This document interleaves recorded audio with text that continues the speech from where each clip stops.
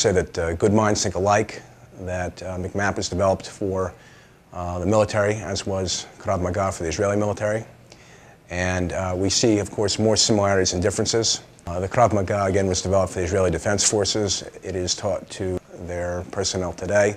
We conducted approximately about a 55-hour course, and the idea was to give the Marines the ability to instruct key core elements of the Israeli Krav Maga system. Of course, within that short time frame, one cannot teach the entire system. The goal was to deliver principles and methods that would, again, help their strong foundations. The current McMap instructors were great assets to us. Their insights were invaluable. We always consider a two-way street. We like to learn from everyone with whom we learn, and they, I believe, enjoyed the course as well. We covered all forms of hand-to-hand combat, from standing to clinch work to groundwork. In all three phases, we covered weapons defenses, hot weapons, firearms, cold weapons, edge weapons, and impact weapons, along with personal weapons. Again, the idea was to have the Marine survive any type of hand-to-hand combat encounter and prevail. We've been privileged again to work with the Marines for a few years now under Captain Small's auspices. We've worked out at Camp Lejeune 3 times. We worked with MARSOC. Again, this is our second trip, courtesy of Lieutenant Colonel Ardiz's sponsorship. And the Marines have a warrior ethos. They're a great group to work with and very receptive to techniques. Again, we do consider it a two-way street, and their feedback is very important to us. To explain Krav Maga, the idea is to neutralize an opponent quickly and, if necessary, with extreme prejudice. The idea is economy of motion, speed, and brutal efficiency. All Marines are all sizes, shapes, and abilities, including men and women. Men and women are taught no differently. Obviously, capabilities differ, but the idea is that the techniques will work against any type of attacker. And the idea, again, the goal is to provide any Marine with the means to defend himself or herself in a life-threatening situation and prevail. Also, some teamwork was involved, how to help each other. We dealt with multiple attacker situations.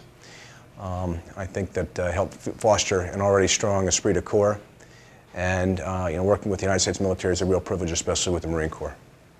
Near George and I belong to the Israeli Krav Maga Association, which is headed by Grandmaster Haim Gidon. He's 10th Dan, which means he's a 10th degree black belt. He wears a red belt. Emi Lichtenfeld founded Krav Maga in the late 1940s. It was adapted and adopted by the Israeli military as their official fighting system. Along with those tenets about neutralizing, we focus on simultaneous defense and attack, or near simultaneous defense and attack. In other words, the Marine has to go from reactive to proactive. He takes the fight to the enemy combatant, again with extreme prejudice, with whatever severity is necessary. And the idea is, or the goal is, to take down the enemy combatant quickly.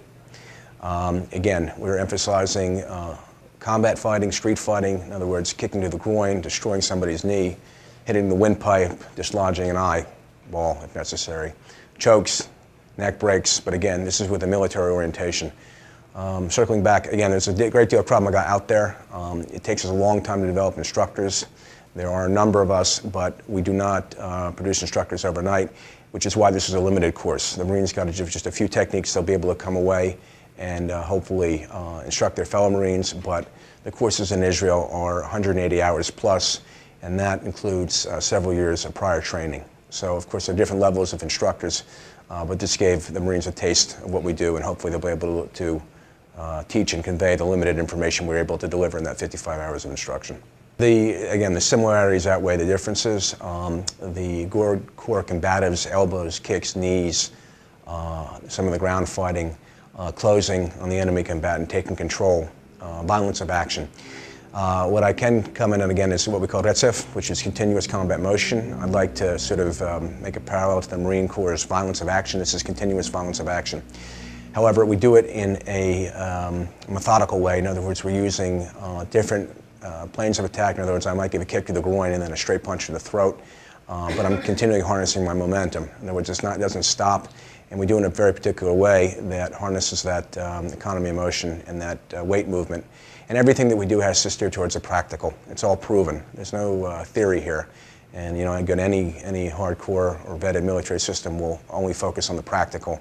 And when I say the practical, it's what will work, and equally important, what will work for the troops. Again, you guys are wearing combat loads, a battle rifle, the LBVs, and your movement, as I've come to learn, is very different from civilians who don't have these encumbrances.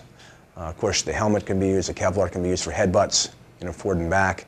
And there are some differences in the training just because of the combat load. And at the end of the day, we hope that the Israeli method makes sense to everybody. We know it because of the feedback. We had overwhelmingly positive feedback again.